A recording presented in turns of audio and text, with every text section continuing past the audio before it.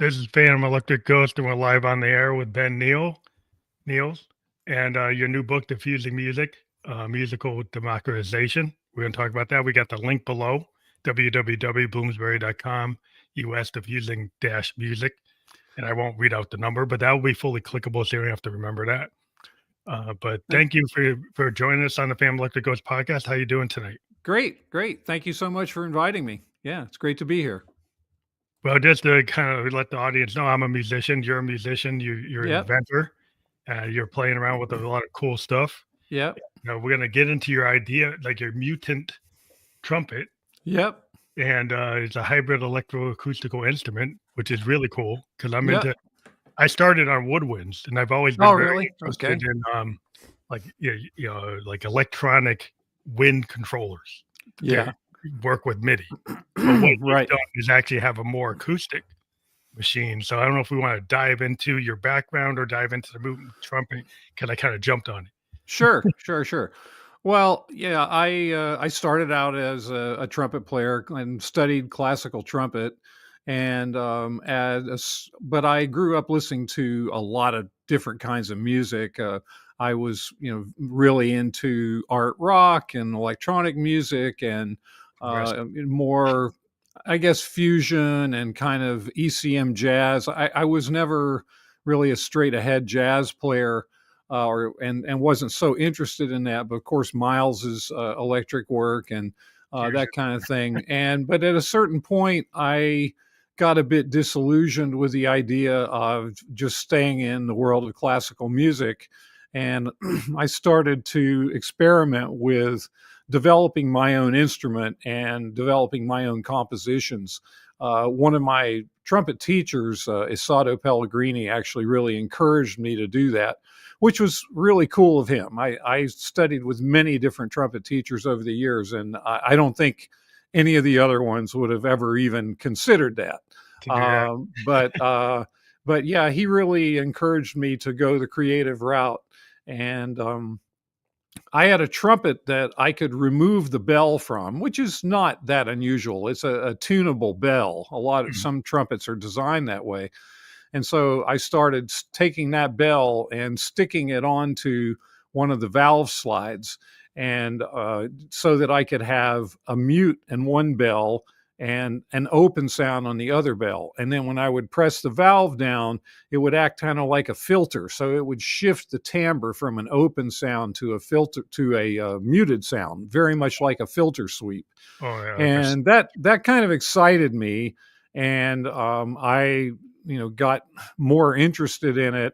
And I also started thinking right away about incorporating electronics into it. At the same time, I was reading a lot of material by people like Karlheinz Stockhausen and John Cage. I was playing a lot of notated contemporary music, and then listening a lot to Miles's electric albums, and also John Hassel, who really became a mentor of mine, who had developed a very singular style of playing trumpet and using electronics, and collaborated with Brian Eno and so forth. Awesome. So I started playing around with that, and then I happened to know a guy who had worked at the King Brass Instrument Factory, and he said, "Hey, why don't we try to actually make an instrument?" And like many things on this order, it started out as just kind of a lark, and we took some really old cheapo trumpets and he soldered them together with a second set of valves so that I was able to have one set of valves that's normal valves, and then the other set that switches between them, between different bells. And I ended up with 3 bells. And I thought, hey, it would also be cool to have a slide. So we put a little piece of a trombone slide on it so that I could actually do a glissando. I can hold it. I can hold it up if you like. Yeah. So people can kind of get what you're saying. This is the 4th version I've created. Wow. So you see the 3 bells instead of 1. So I started. I saw an ad that Robert Moog had put into the back of Keyboard magazine. This was back in the 80s when he Yeah. had sold his interest in the Moog company, and he was looking for independent projects. So I wrote to him, and he got really interested in what I was doing. He was a mentor to me, really, and invited me to his home, and we worked together. And this analog box right behind me here was a pitch to analog pitch to voltage system with a rack of Synton modules and some control inputs that he designed for me. We're using like the 4-pole filter. Yeah, like filters, just a typical kind of modular rack. But there was a pitch to voltage converter so that I could use my dynamics for voltage control and do some pitch tracking, although it wasn't, that great, but putting my sound through sample and hold filters and that kind of thing. And then over the years, it became more and more serious. And then I got an artist in residency at the Stime Electronic Music Studios in Amsterdam in the 90s. And that was when I started really developing it into a fully interactive computer instrument. And I've made 4 of them at this point. So yeah, you can see the 2 sets of valves there. So this set of valves is normal. This set of valves switches between the different bells. And then this one is a quarter tone. And then these are all MIDI controllers. They're switches, potentiometers, 2 XY joysticks up here on the top, a distance controller, a fader. And so I interface the instrument with all types of digital equipment. I have my own bespoke live sampling software that I use inside of Ableton Live. And over the years, I pretty much got away from doing any kind of straight trumpet playing and just completely devoted myself to being a composer performer, which was my original idea. But it took me, quite a while to get there. It's really been a lifelong project for me. So the modern version of it compared to, the pitch to voltage, are you doing is that all MIDI? Yeah, and there's a pickup in the mouthpiece here, and for up until I don't know, just a few years ago, I was using a Roland device. It's actually a great device, the VP70. It's a voice processor. It's a vocoder essentially, but it has. You've got one? Well, I got a VC3 and a VC4, but they're modern versions of what that is. But the pitch to MIDI was actually really pretty solid on that, and I used that for years. But now it's possible to do the pitch sensing inside of Macs, so I don't need any external hardware. The whole thing is it's USB, and the audio from the pickup goes into one of the inputs on my audio interface, and then the microphone is what I use for capturing the sound. Getting maybe too technical, but it's too technical. But it's like modern stuff is like USB MIDI or USB-C MIDI. Yeah. 5-pin MIDI. I guess you started with the original MIDI. I started with the original MIDI, but now this just plugs in with USB-C MIDI. Yeah. That's cool. Yeah, I use that now, but I still got my 5-pin stuff because some of my Moogs is it's all 5-pin stuff, or it's CV. Yeah. So I mean, you must start with CV gate stuff, but I do a lot with interactive video as well. So in my performances, I'm usually using 2 computers, one for the audio and then another for the video, running the VJ program Resolume.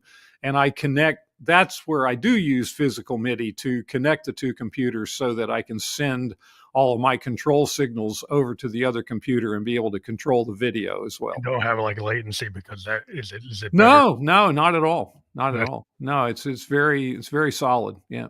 That's cool. So when you're talking about video, are you actually taking audio and turning it into video manipulations, or? Yes. And the MIDI controllers. Yeah, so I use my MIDI volume I use the potentiometers and faders and joysticks on the instrument, as well as some just straight audio. And, my whole idea with the instrument conceptually was to create something that would be a whole system for creating music, for composing, not just to Yeah. kind of create effects. And I've been able to do that. And what I wanted to do was really make the sound of the physical trumpet. It's not a purely electronic instrument. It is an acoustic instrument. And so switching between these different timbres, that's a big part of what I do. You actually want that's the question, because sometimes you have guitar synths, right? Is Yeah, basically a guitar, a physical guitar can actually kick off like a pad yeah, off a rolling Jupiter, right? So yeah, yeah. are you actually taking the tone that your instrument Yes, can take and yes. bringing it and using that into the DAW? And that took me a long time to develop that. A lot of what I did, for years was triggering synthesizers, whether they were hardware synths and samplers or software. But it goes back like maybe, I guess it's been really 20 years now. I started working at this same studio in Amsterdam. They had a program called Lisa, which stands for live sampling. And basically, it's a sampler, but it is in real time. Real time, So it's not a looper; it's a sampler. But so and the what I tone, do you're is trying to get the I tone. press a key that tells the computer, okay, sample now for 10 seconds, and then while that's sampling, I can start playing notes and triggering those samples back at my notes. Oh, you can trigger samples from that, from your keys? Or I Okay. can run sequences in Ableton, and which are MIDI sequences, but they have no sound. They're waiting for me to put sound into them, and Oh, that's really my and so the sound that's coming into them is your trumpet? yes. Okay. Yes, and it updates seamlessly, and that's something that really was one of my main goals going way back 40 years ago, was to have the acoustic sound be completely at the Integrated. core of the whole thing, integrated. That's the Yeah. word. Yeah, and really, it's only in the last 10 years that I've really gotten that together. And I do have now the studio in Amsterdam is no longer active, and I do have a set of custom Max for Live plugins that, they were custom made for me, which I'm actually thinking about distributing at some point, because there's nothing else on the market that Yeah. does this. And of course, there's a lot of interest in live looping and that kind of thing. People have always asked me, "Oh, do you want to sell it? Are you going to market it?" And I never really thought about the instrument in that way. For me, it was a very personal thing, like for Yeah. my own artistic vision. But But I'm when just you're going to lay it yeah, down here. 1 second. okay. You're saying like it's a real time. So I guess the question is like a lot of times I like to go into a multi-track, like I use a multi-track, Yeah, live play my mode right. into it rather than looping, rather than sequencing. Hmm. So is that what is it, you're actually taking your trumpet and being able to bring it into the DAW and live tracking it?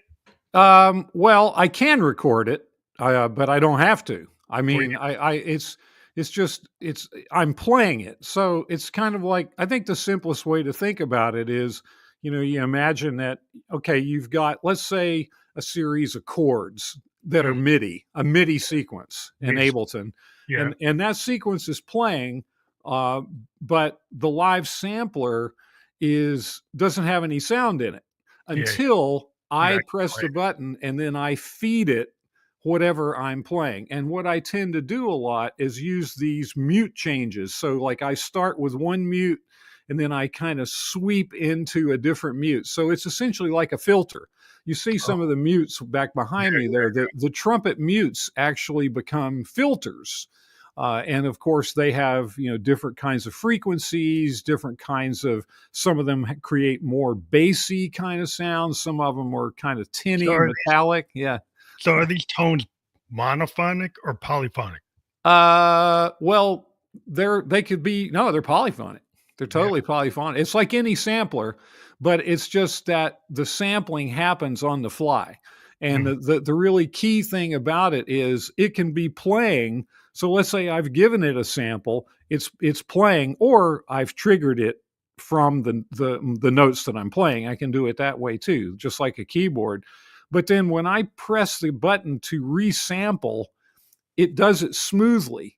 So it keeps playing the sample that I've made before. And then once it's finished going into the sample buffer, then it smoothly refills it. And I mean, that's something that, again, I mean, there's nothing out there that does that. I've spent tons of time, researching to see if there was, but that, for me, again, I think maybe the thing that's, it gets very technical talking about all this stuff, but the whole concept that I had was to be able to make a complete musical statement as an artist just with the sounds coming from the instrument.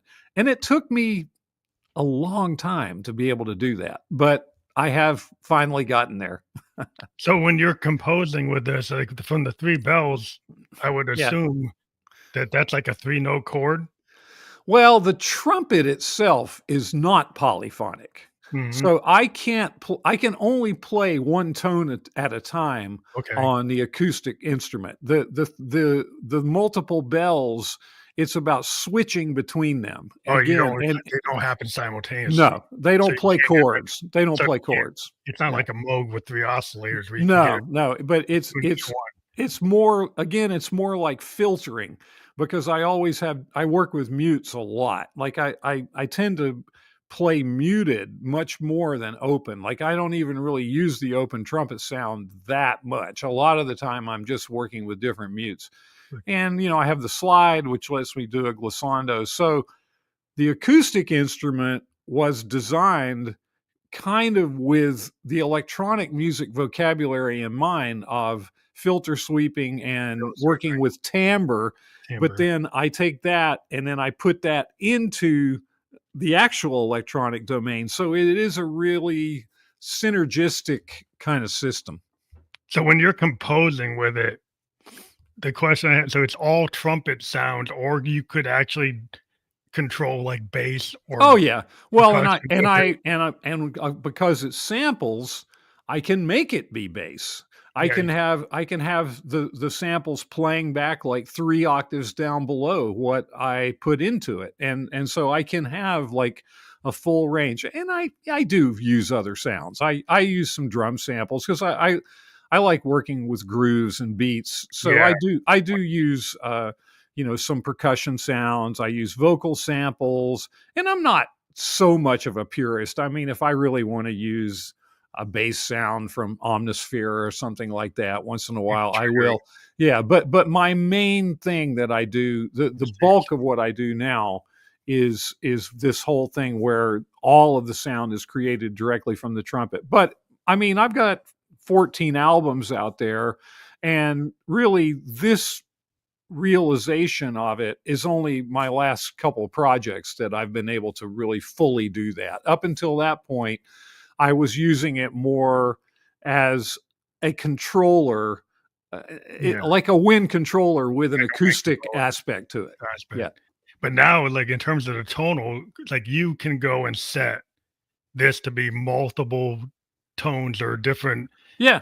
I mean, I could compose, I can make sequences, I can compose and, set up things in MIDI just like you would do in any DAW, except there's no sound until I play into it. So therefore, it never sounds exactly the same. Even though the composition is the same, the sound is always a little bit different. Even if I play the same note, I might stick another mute in there. And, the concept would be like if you use an analog synth like a Moog, right? You CV it into a DAW, right? like that Moog acts different every day, right?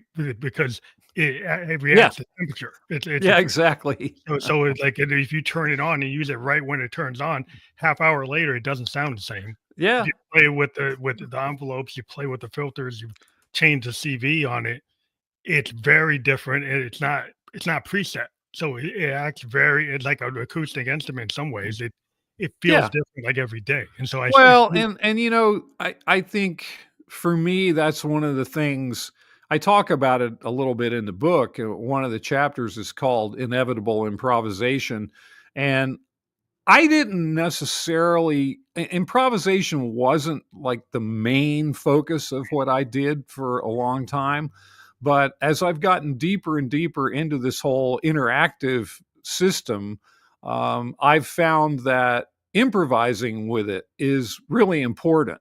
And in some ways, I feel like today, I mean, and that's the theme of the book is that, diffusing music is that pretty much anyone can make music now, yeah, oh, yeah, I don't see that as a bad thing. I'm not saying democratization. that it's Sure.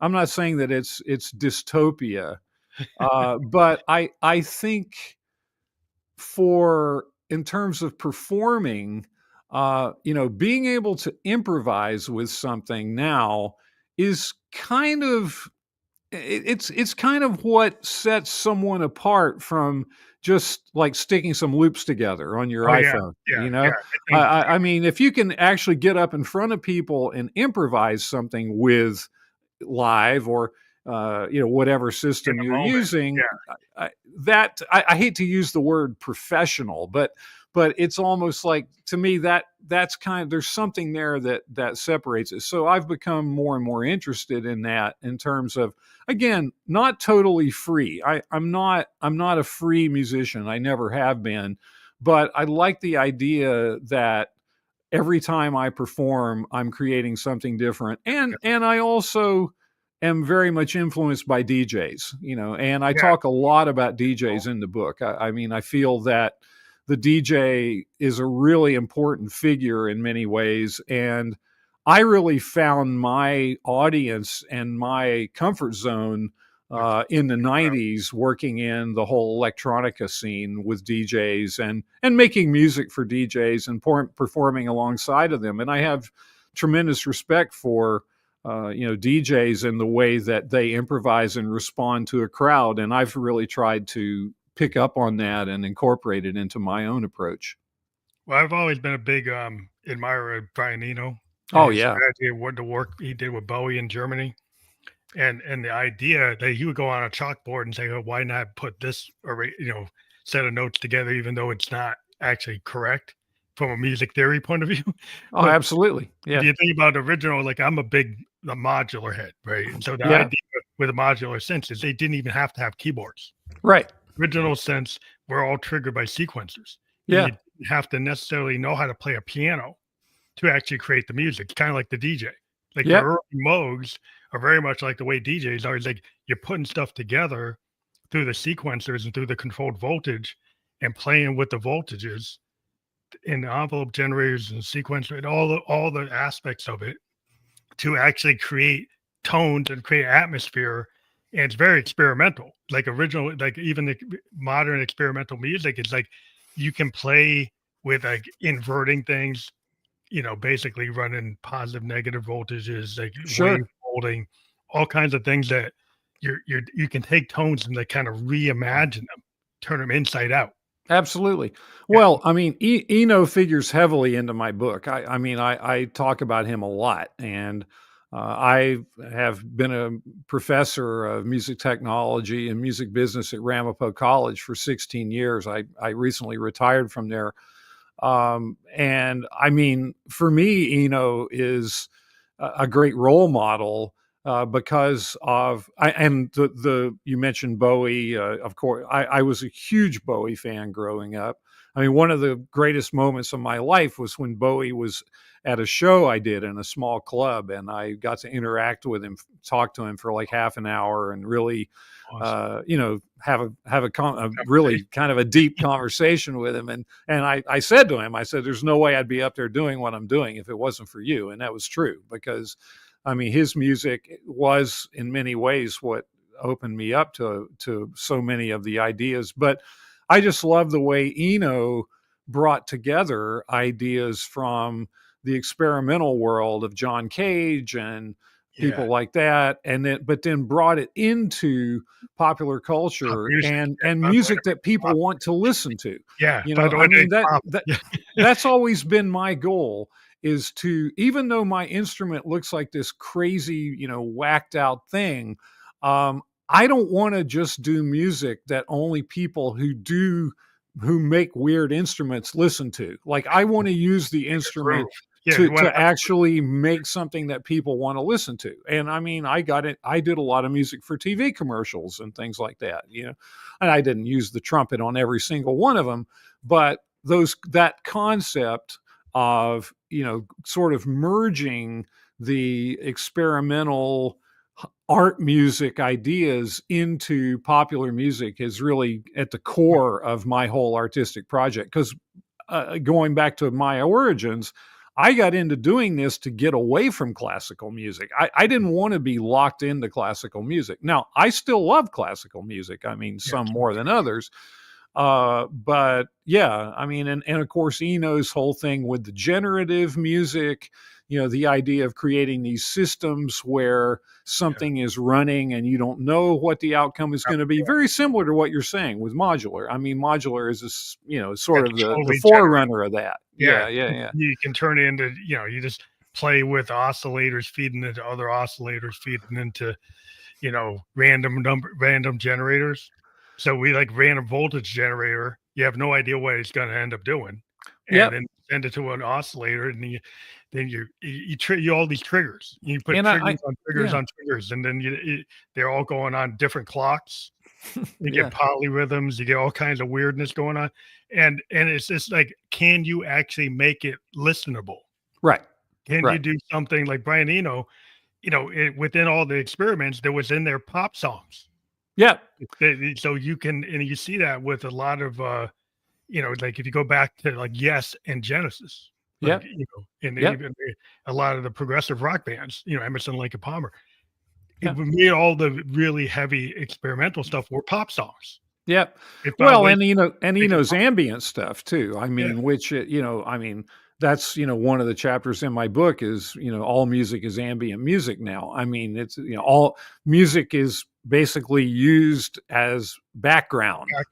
I mean, people don't really people don't really sit down and listen to an album the way at least I did, and you probably did, and some people do, obviously, but the whole landscape of music has changed so much. But Eno has, he's continued to to be an innovator and to also embrace these changes, not to run away from them. I mean, one of the things that I talk about a lot in the book is that, and really my reason that I wanted to write the book was to try to put this whole technological revolution that we have lived through and are living through into a kind of context and say, it's not just because we have AI now that music is becoming more and more democratized, or that we have DAWs, or that, these are the ideas around music becoming democratized have been around for 100 years in all kinds of different scenarios and styles. And, that's what I kind of trace. And the technology kind of comes into it more in like the mid 20th century. I mean, you could even say the technology was in it with the futurists designing their own instruments, back in like the 1910s. But musicians and the music industry has always been fearful of every technological introduction. records, radio, Yeah, every single thing. It's like, oh no, this is the end. This is going to kill it. Drum machines. Oh, we'll never use a drummer again. And then of course sampling. Forget about it. When sampling came in, that was such a crisis. And I think AI has a lot of similarities to sampling in that way. I talk about that a lot. Yeah, I mean AI. You can use it to like build a song. Right. Like if you're a non-musician, right, you can do a lot of prompt engineering, which I'm, being a techie. Yeah. AI can, if you prompt engineer and you're specific enough, Yeah. you can get it to do a whole song. You could build a whole, we could do the intro, the melody, Sure. the harmony, the outro. Absolutely. You could do everything. You could pull it together and put it into your DAW and get a song, and you don't have you never were a musician. You can't play what you actually create. Right. But that's not different than if you think about like De La Soul, right, or any of absolutely. The That's they right. took the samplers, right, and they started layering, Yep. and with in combination with drum machines, and created like their own beats. Or Grandmaster Flash, who cutting it to putting it together on the fly with 3 turntables. Turntables, So, turntable is the early samplers. Like so these ideas. There's a whole trajectory of how this has happened, and I feel like there's so much fear around it. I mean, the pure kind of prompt based things. I mean, I haven't used those so much in my own. I haven't really used those at all in my own work, but I certainly explored them as I was writing the book because I was interested in them. But I really am enjoying some of the AI plugins. There's this company in England called Audio Modern, and they have a drum machine that I really love called Playbeat. And what I really like about it, and I feel like it sort of goes against the idea that AI is going to dehumanize everything. So it's just an 8-part drum machine.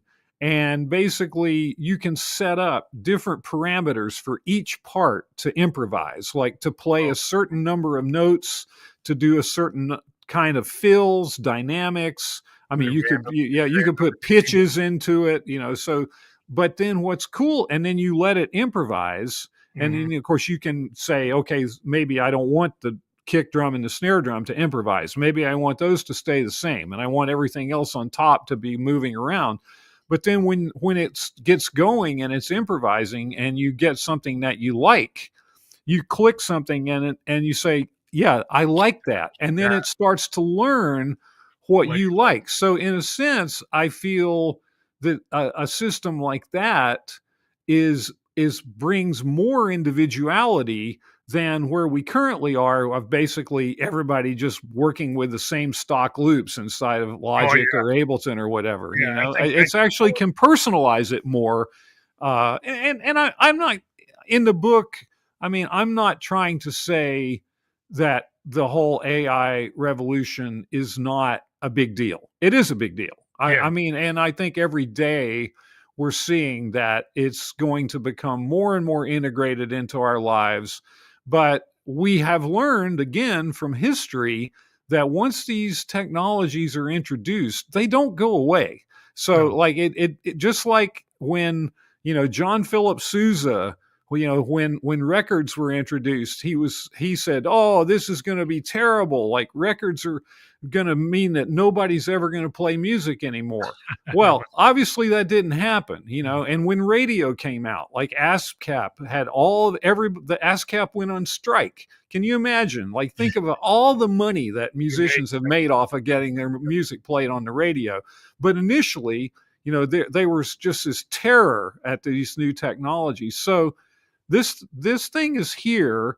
And, I think the bigger sort of picture of the book that I talk about, which relates to David Byrne's book, How Music Works, he has a chapter in there about how architecture and where music is played, the context of where music is played influences it so much. So like with Gregorian chant, they could only do like these kind of because they were in these cathedrals that had, like 15-second reverbs or something, Yeah. and then he brings it all the way up to the car and headphones. And so now the context for musicians in the 21st century, in 2025, is a world where basically practically everyone is creating. There's 120,000 songs a day being released, and there's a lot more going to be released with all the AI stuff, because it's just capable of producing so much. So what do we do with that?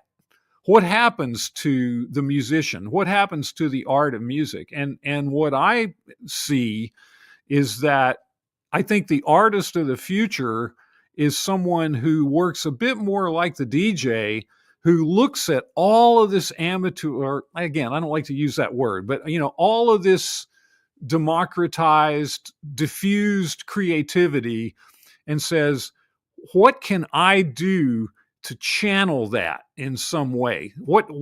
That's a very different context than someone sitting and saying, like I saw the Bob Dylan movie the other night, and it was kind of striking to me, like one guy with an acoustic guitar, and it's going to, make a statement that's going to really change everything.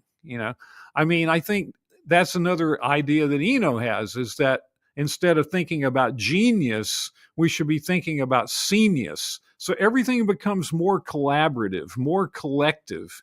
And I don't have all the answers for that in terms of exactly how it's going to happen. I do I have a few examples of people that I think are doing it, pretty well. And, you think about artists kind of like opening up their creative processes to their audiences, somebody like Holly Herndon, who lets people create using her voice. So you can go on her Holly Plus site and you can upload any kind of a melody and then take it back, and it'll be with her voice. And so then, like, the whole idea of authorship and creativity, I think, is going to evolve. And we have to look at that and, try to embrace it and try to continue innovating, rather than, trying to put the brakes on everything, because in my opinion, that just never works.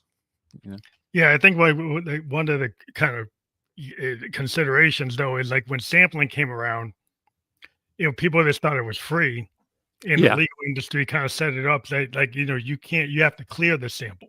Right. So I think with AI, if you are blatantly like taking something that somebody wrote, right, then it needs to have that clear kind of sampled legal structure, in my opinion. But it's very hard to do that, though, because artificial intelligence, in a sense, what it really is collective intelligence.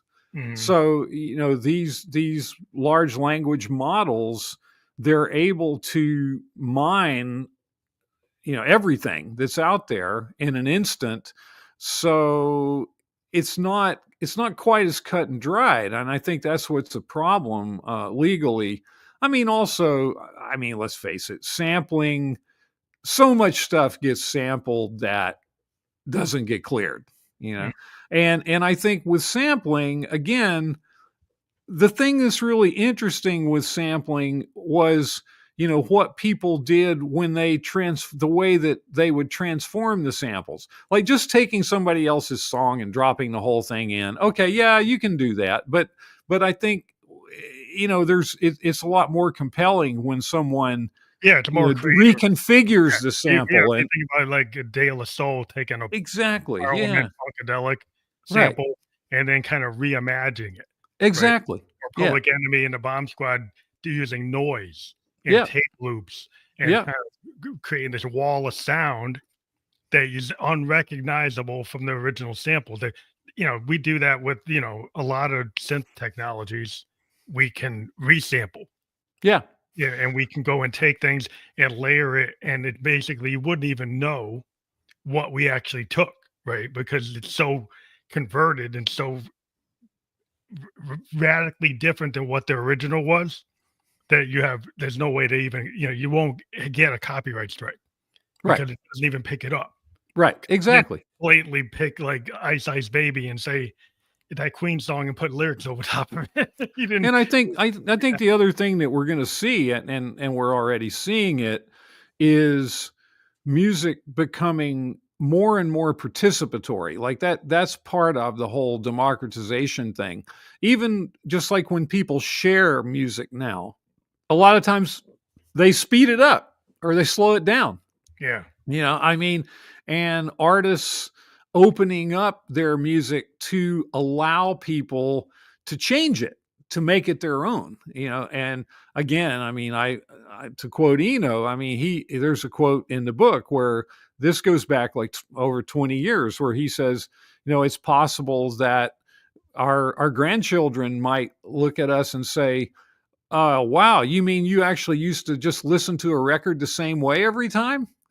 Like that everything can become more improvisatory, more fluid, more participatory because, and, to get, I guess, a bit more philosophical, I saw an interview with Sam Altman the other day, talking about AI and how it's going to be taking jobs away from people. And he said, well, people will find other things to do when they don't have jobs anymore. Well, what do you think they're going to do? They're going to create.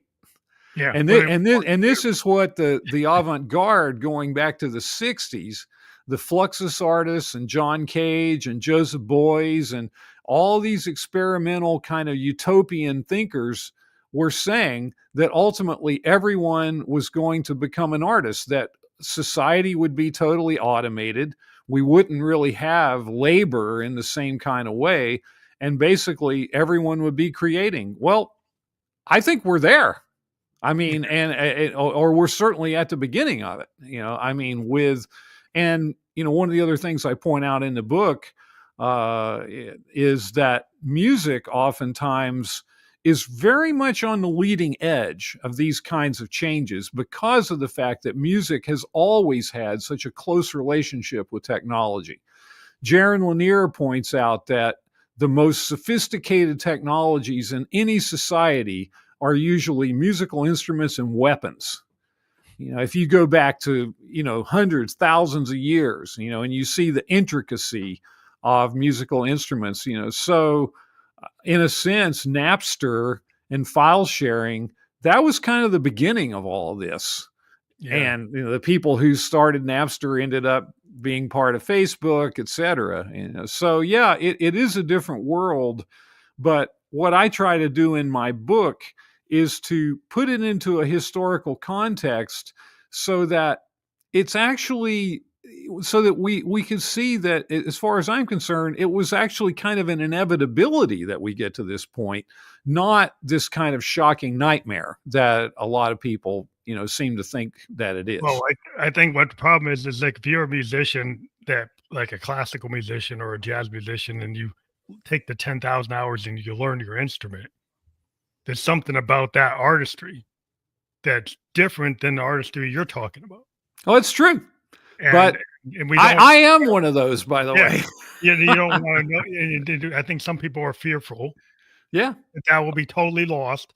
And everybody will just be able to just mine the metasphere and come up with something and not actually know music theory, not know the 10,000 hours of knowing a cello, knowing a guitar, knowing a piano.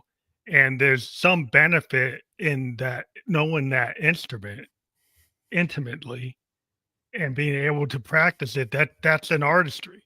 And the other artistry is good, but I don't know if it should supplant the fact that they could both live. But there's a tendency for people to say, well, they're just going to wipe it out. I don't know if you can just wipe it out.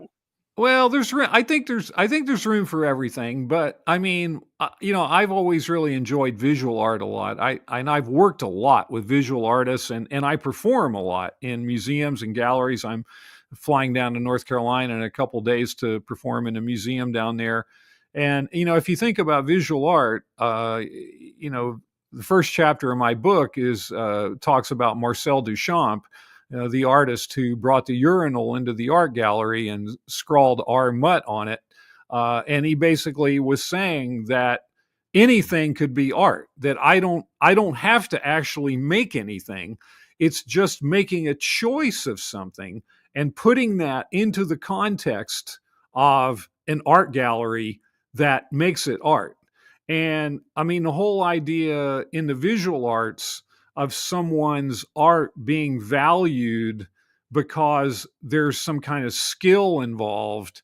I mean, there is certainly skill in a lot of things that people do digitally and whatever, but it's that kind of pure equating of some kind of more like craft, or like you're talking about a traditional skill.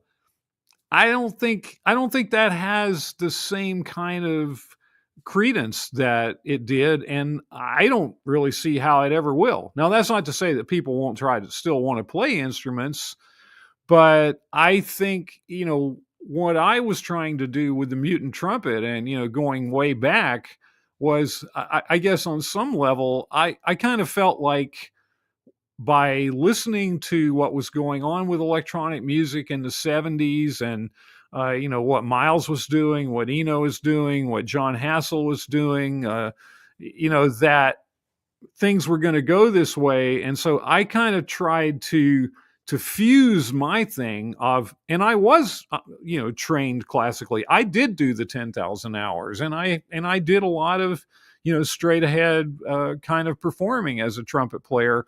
But my goal was to bridge into this new world, and I've kept on trying to do that. And I think younger musicians now do that a lot more instinctively. People who are trained in conservatories and things, and I know some of the conservatories now have composer performer majors and that kind of thing. So I don't think we'll ever go back to a period where the quality of art is measured purely by how it was made. It's I think it's the vision of the it's art. the audience. Yeah, it's also, but the vision, like you think about a guy like Orson Welles. Yeah. Like he didn't really know how to do a film when he did Right. Citizen Kane. He didn't. Okay. There's Yeah. all these statements about like he didn't know what the camera couldn't do. Right. Right. So having somebody come into it that wasn't trained gives another vision, but still Yeah. there's a vision, right? So there's still an art direction that you Yeah. get from being a creator. You have a point of view. You have a And point of view. And I think, in terms of teaching, one of the things that I guess I kind of came to at a certain point, I used to sort of grapple with the idea, like for instance, like teaching music production. I started teaching music production like around 2005, 2006. And at that time, walking into a room full of computers that had Ableton Live and Logic and Pro Tools on them was like, wow, this is really cool. Like, and there was also a sense of, I think at that time there was still a kind of sense of, like, what's a good snare sound? yeah, I mean, yeah, and now it could be anything. yeah. It really You could could be sample anything. anything. You could go It, it, sample. You it could tap be into anything. anything. Yeah, Anything could work. And, going back to Duchamp, what Duchamp said and what his whole statement, which if you think about it, the ready-made, bringing the urinal into the gallery, I mean, that is sampling. I mean, he was doing sampling, in like 1913. And of course, people hated it. I mean, it was, very, very controversial, but what he said was that the artwork is not completed until it's viewed. So it's really the audience. It's the impact that something has on the audience. And music has become, again, this is part of diffusing music. Music now, it's much more focused on the audience. Look at how people listen to music. People use music for their own purposes. And of course, the streaming services want us to listen to music that way. Like, they don't want us to think about Bob Dylan or Ben Neill. They want us to think about cooking and running and making Yeah, out or yeah, whatever, and yeah. you've got a playlist with 500 artists and people don't have any idea. So the music is at the service of the audience. And I think again, it's one of the things and I think for a lot of people of my generation, as you're saying, it does create a lot of fear. It creates anxiety and bitterness. There's Well, it like, seems like a commodity rather than the art, right? Because yeah, the thing yeah, is, like, I'm a child of the '70s. right, I like to listen to music like I read a book. right, But if you're right, coming from a playlist, my point of view is if I just hear one song from an artist and it's their hit, it doesn't really tell me that much about who they are. right. And what I've always liked about music is I like to find newfound sounds. I like to find new bands. I like to understand what their vision is. If I go and listen to a singer songwriter, if I go listen to like Lou Reed Yeah, and the Velvet Underground, yep, I'm not just going to listen to one song. I want to listen to his whole vision. yep. And today, if you make music more of a background commodity, you don't like it as a full experience. If you never really understand who that artist is, I think the audience is being led by some corporate interest, and maybe that's not always the right way to go. Just because that's the way it's going doesn't mean that's the right way to go. That's a way to go, but it minimizes the value of the art. Yeah, I think the value of the art more and more is, in the people who are listening to it is what attention is currency, and I mean, I think that's that's really one of the things that the internet has created is, a few years ago, the word of the year in the Oxford Dictionary was post-truth, and unfortunately, I think to some degree, but again, we're not going to put the genie back in the bottle. But now, if enough people are looking at something, it tends to have value, Mhm. no matter what it is, and that's a really big change from the whole way that, of course, I grew up listening to music. I mean, think about criticism. I mean, like music criticism used to be a really big deal, like I mean, if I got a review in the New York Times or the Village Voice or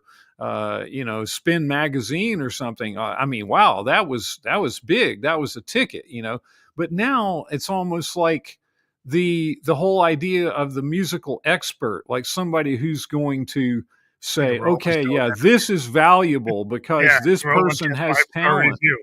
But the Yeah, Rolling Stone five-star review as a kid, yeah, I would go look at any album that Rolling Stone gave 5 stars or 4 and yeah, go check it out yeah, as a recommendation because, as a musician, I was very keen on different genres, yeah. from punk to rock to Me too. psychedelic to Me jazz. too. I like to experience, like, the best of that, and having an editor kinda Yeah, lead the way, but I guess kids today, they don't see it that way, yeah, and that's not the way it is, but I think there is like, if it's just all because it's popular, my whole point is this, an yeah, example. yeah, I did a post on Instagram, didn't get a lot of views, but a Grammy award-winning producer saw what I did and then came on the show.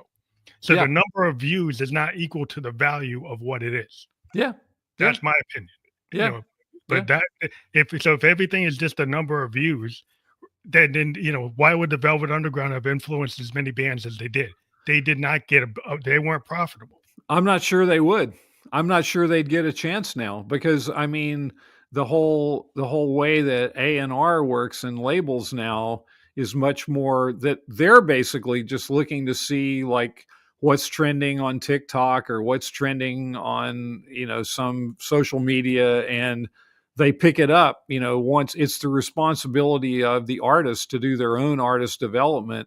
I mean, I don't think a lot of the music that we look at these legacy artists who have, their catalogs are bringing, like hundreds of millions. I don't think a lot of them would have ever really surfaced in this climate. And yeah, I know there's something tragic about that, or it feels tragic, but I think, we're in a new world, and, music has to evolve in this new world, and we have to create in a world for a world where creativity is ubiquitous, and come up with new ways of defining the art form that will be able to somehow harness all of that and still maintain a connection to what came before. Well, I would hope that And that's too. kind of why I try to talk about these trajectories, that there is a continuum that leads us toward this moment where we are now. And I think by looking at some of those precursors and these experimental figures who were projecting some of this stuff going way back, that it can help us to try to project where we're going next. Well, I think the artist of the future will be kind of a person that can take the magic of all these resources and come up with something that actually will be as stirring as a Bob Dylan or a Jimi Hendrix or a Pink Floyd or the Beatles. That's That what we hope. That's Yeah, what we hope. I Yeah. hope that always happens because there's always like Kurt Cobain came out of nowhere and people thought that type of music was not going to happen and grunge happened. Right. So Right. but from the underground, from what the kids like, from the TikToks, from all these different platforms, there could be people that synthesize this stuff in the future and find a way to make it meaningful and bring back the singer-songwriter in a different way, But right? I think it's going to be more collaborative, though. I don't think it'll be so You know, it's much singular. like the individual artist. I think it's going to be harnessing the and creating for the environment of connectivity and the ubiquitous creation that's going on, and that's where somehow the new masterpieces will evolve. And I don't think we don't really know what that is yet. Yeah, because what we had was like a Hendrix, we had a Prince, right? Right. Guy that could do 10,000 demos sit in his vault and, Right. super experimental and be popular. Yeah. We're Yeah. always looking for the Hendrix, looking for the Dylan, looking for the Who, looking for the Beatles, Yeah. and maybe that's not where it's coming from this time. Yeah. I mean, one of the projects that I really enjoyed, it's not new anymore. I can't remember. I think it's like at least 10 years old, maybe even 15, was this Israeli DJ, Kudiman, who he did this record called Through You.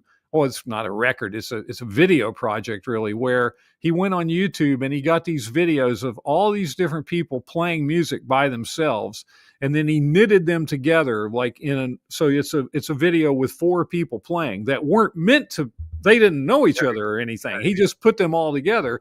So he took all this stuff of like somebody just like playing a harmonica in their bedroom or something, and another guy like playing guitar or whatever, and put it all together and synthesized it into something that was really funky and cool, And I look at that, like things like that, as being kind of maybe prototypes of the way that we have to think in terms of like trying to embrace this whole new context and create for the context. Well, like in the future, a future musician picking up like the heartbeats of everybody in the crowd, There you go. vibes of like somehow frequencies pulling from people's frequencies, Yeah. Yeah. electromagnetic frequencies, and pulling it into a thing and making it represent the crowd. Exactly. Or maybe all the visual- everyone has something where they're like doing something on their phone or some other device that hasn't been invented yet, or brain waves or something like that. It's all feeding into something, and but the artist is kind of like shaping or channeling that, but it's different from somebody, sort of like the old sort of model of the great genius who is kind of tortured in the attic and comes up with this thing that changes the world. I think it's got to be more collective and more collaborative and more diffusing. Well, you're saying like it's going to be more reflective of the actual environment. Exactly. People in the environment, and maybe point in time, like Happy Accident, kind of like that jazz fusion, but not just Miles and his band with Herbie and everybody else. It's actually audience, people around the world connecting to somebody in Tokyo, somebody in Norway, all at the same time, coming up with something. And I can see that, because I mean I deal with, I've actually done collaborations with people overseas and kind of done things point just out of the blue. and all different art forms, like, and, having different kinds of things influence music. Like I've done a number of projects that were, based on things like environmental data or things like that, like harnessing all this information like a and all happening, this, like all own this connectivity into something that is participatory, collective, and ecstatic. Well, you That's think what we about like. like Zappa and the Mother's Invention, right? And Yeah, Warhol, it with his sure. happenings, with the Yeah, exploding inevitable and all that. It was yeah, a mix of like actors, models, musicians, painters. You would see these things happening in San Francisco with Zappa, where yeah, they were doing these happenings. It was multimedia. It was like sure. all this stuff happening all at once Yeah, with multiple disciplines all at the same time. So if you take that and have that on the net yeah, and have that interconnected with people's wearables yeah. and people, all the technology and the AI and all these other things like holograms and all that, you could have a lot of visual capability that could be super, important to the future in terms of what people think is art.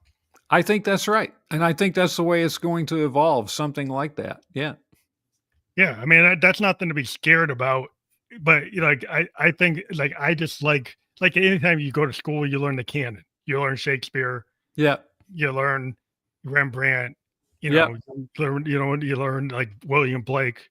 So there's always these like pillars of what was. And then I guess the question is like, is that going to remain in education, or are people going to be more open to what you're talking about? Hard to say. Hard to say. I mean, it's in a sense, it's kind of embedded into the AI because AI, again, it's Yeah, collective intelligence. It's yeah, mining everything, So, but the whole notion of artistic value in the way that we've known it and based on authorship and individual ownership, I mean, that's kind of been going out the window for a long time again, and I'm not sure it's going to come back in anytime soon in a traditional way. So we have to create for the context, and artists have always had to do that. And we're in this new context of this hyper information age, and that's the way we have to think and play and sing and is for that context. And that's what my book tries to propose, are different ways of looking at that and all the different precedents for that. I guess the one thing before we end is like, well, how do people actually make a living from that? Yeah, well, that's another question. Yeah, I don't know. I'm not sure. I mean, attention is currency, basically. But yeah, that's a tough one. Goodness, like, what's the monetization? Live, right, I mean, right now, I mean, live performance has kind of endured. That's a whole other conversation, though, because what's driven the numbers of live performance is the astronomical ticket prices of the major Yeah, artists. the It's price. hard to make money on live performance. It's impossible to make money on live performance if you can't play to, I don't know, 700 or 800 people at least. Yeah, yeah. Yeah. So yeah, I mean that remains to be seen. But that's sort of like a bigger question with all this technology anyway. And I mean, I don't want to go off onto another whole topic, but that's where some kind of a guaranteed basic income or something like that Yeah, seems because like right it now may the model I ultimately was just make pointing sense. out, being a techie, right? The tokens you're paying the company that's running the algorithm. Right, The artist is not getting the money. right, right. The company running the algorithm's getting the money, Yeah, right? yeah. So if Yeah. everything goes that way, then the artist never makes any money. Yeah, it's true. Well, So there's gotta be a question when of you like, diffuse things, it what's the does. compensation? Yeah, when you diffuse things so much, when you have so much supply, that's just really fundamental, economics. It does tend to depress the value. And I mean, we have as much music, being released in a day now as there was in, I don't have those numbers off the top of my head, but like in I think it's something like there were like 2,500 tracks a day released in 2008. Now there's 120,000 released, and that's not even really counting all the new AI stuff that's coming out. Yeah. So that changes the whole context. And I mean, I think one way that people will make money, and again, this is something that I'm sort of thinking about myself. I'm not even thinking about it so much to make money. It's just that I think it might be a cool thing to do. But the like instrument design, like designing systems for people to not only create a piece of music, but to maybe create something to sell the thing that they use to create the music, and that's the way that they kind of shape other people's creativity. I think that type of approach is important. An app that allows them Exactly. Apps, the app. plugins, that kind of thing. I started a master's program at my school, and one of the things that we are really put a big emphasis on is programming, and people learning how to design their own systems and to create with those systems, but to also design those and have other ways of monetizing what they're doing. That's not just the intellectual property. Again, that is facilitating other people's creativity in some way. Well, the tool is Right. the instrument, right? So Yeah. you want to create the tools, and everybody comes up with a different way of doing tools. Then the Right. artist becomes a tool maker. In But a the sense, tool- but it might be different now though, because all those lines are kind of blurring. Yeah, You could still be a creator, but maybe you share the thing that maybe you have something that enables this to harness this mass creativity that we have today, and then that becomes a way of monetization or something like that. yeah. We basically have to be an entrepreneur. Yeah, Like but artists have always had to do that. So yeah, yeah, it's just a yeah, different, a different service. You're not just selling your T-shirt. You're right. selling something else. Yeah, But yeah. yeah, we kind of hit the We hour hit mark. It all always right, goes great. quicker than we ever thought. We did hit it. Yeah, And yeah, we had a very interesting discussion because like it is scary for traditional people who've been out here. I mean, I'm a child yeah, of the 70s, yeah, but is this I live in technology. I understand it's exponential. yeah, And so you have to embrace it. And my day job, I have to learn yeah, all the time. I have to learn the new tech because we employ the new tech. And so just saying what I knew in 1979 or 1988 doesn't cut it unless I'm working on something old. yeah, yeah, Right. So you have to progress, and that's where art progresses. So that's what we've yeah. been talking about. I do want to recommend people to check out your book. Yeah, and also to click on the link we have below, which is going to be fully clickable, and that's how they can actually get to your book, Diffusing Music. Right? Yep. And also check out my music on Spotify, please. That the music. This is my first book. I mean, I would love for people to read the book. It will be coming out in paperback, and hopefully in the next few months, and the price will be lower. It's Mhm. quite expensive now, but you do have the discount code there, I believe, so people can at least get a discount on it. But yeah, check out the music too. And I really enjoyed the conversation. Thank you so much for having me on, and it's great to get the chance to bounce these ideas around. Yeah. Yeah, you said a lot of really interesting things. I hope a lot of artists out there, stop living in fear and Yeah. open up to the possibilities of future because the future is now and it's going to happen. Yeah. All right. Thank you Thank you. so much. Okay.